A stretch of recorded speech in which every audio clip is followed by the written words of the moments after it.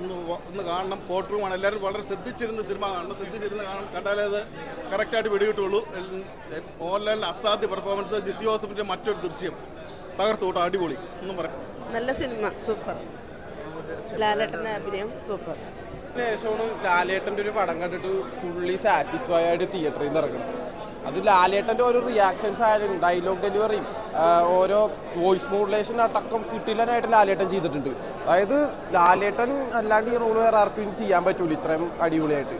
അതുമാത്രമല്ല, ലാലേട്ടൻ അടിപൊളിയായിട്ട് തന്നെയാണ് ഇതിനകത്ത് ചെയ്തേക്കണം. മലൈക്കോട്ട വാലിബം വരെ കാത്തിരിക്കേണ്ടി വന്നില്ല തിരിച്ചു വരവിനായിട്ട്.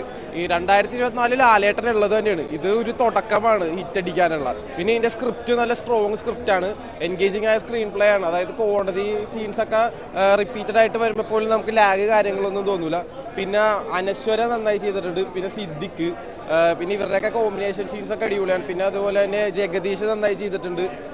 പിന്നെ പ്രിയാമണി, എല്ലാവരും അഭിനയിച്ചവരെല്ലാവരും നന്നായി ചെയ്തിട്ടുണ്ട്. പിന്നെ ഇതിൻ്റെ മറ്റേ BGM കാര്യങ്ങളെല്ലാം നല്ലതാണ്. അതായത് തുടക്കം തുടങ്ങി തന്നെ ഈ സ്കോറിങ് ഇങ്ങനെ കയറി വരുമ്പോൾ അടിപൊളിയാണ്. സിനിമയ്ക്ക് ഒരു നല്ലൊരു മൂഡ് കൊടുക്കുന്നുണ്ട്. അതുപോലെ തന്നെ പല സീൻസും എൻഹാൻസ് ചെയ്യുന്നുണ്ട്. പിന്നെ അതുപോലെ തന്നെ ഇതിനകത്ത് എടുത്തു പറയുന്നത് വെച്ചിട്ടുണ്ടെങ്കിൽ ഇതിൻ്റെ മേക്കിങ് കാര്യങ്ങളെല്ലാം അടിപൊളിയായിട്ട് എല്ലാ ഡിപ്പാർട്ട്മെൻറ്റിലും അടിപൊളിയാണ്. അതൊരു ലാലേട്ടൻ്റെ ഒരു പടം കണ്ട് ഫുള്ളി സാറ്റിസ്ഫൈ ആയതിൻ്റെ നല്ല സന്തോഷമുണ്ട്. ഇനി 2024 വരാൻ പോണ മലൈക്കോട്ട വാലിബനാണെങ്കിലും എല്ലാം, എമ്പുരാനടക്കം റാം എല്ലാം ഹിറ്റായിരിക്കും ഉറപ്പാണ്. ലാലേട്ടൻ്റെ തിരിച്ചുവരവാണിത്. എല്ലാവർക്കും ഇഷ്ടപ്പെടുന്ന പടമാണ്. ഇതാണ് ഒരു ത്രില്ലറായിട്ട് വേണമെങ്കിൽ നമുക്ക് കൂട്ടാം. അത് ലാസ്റ്റ് ക്ലൈമാക്സ് ഒക്കെ എടുക്കുമ്പോൾ നല്ല രസമായിട്ട് ത്രില്ലിങ് സീൻസും ഇതിൽ വന്നിട്ടുണ്ട്. എന്തായാലും പടം കൊള്ളാം. അതായത് സ്ഥിരം ടിസ്റ്റോ കാര്യങ്ങളോ ഇതിലില്ല.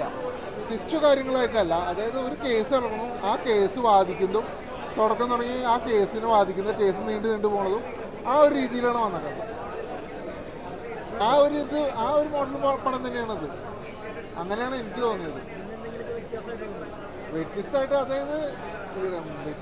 എനിക്കാണ് തോന്നിയത്. അതായത് ഒരു കോർട്ട് റൂം, അതായത് ഒരു കോടതിയിലത്തെ ഒരു കേസും സംഭവങ്ങളും കാര്യങ്ങളായിട്ട് നമുക്ക് കാണാം. അത് ആ കഥയുടെ എഴുത്താണ്, കഥയാണ് ആ പടത്തിൻ്റെ കാതൽ, അങ്ങനെയാണ് പറയുന്നത്.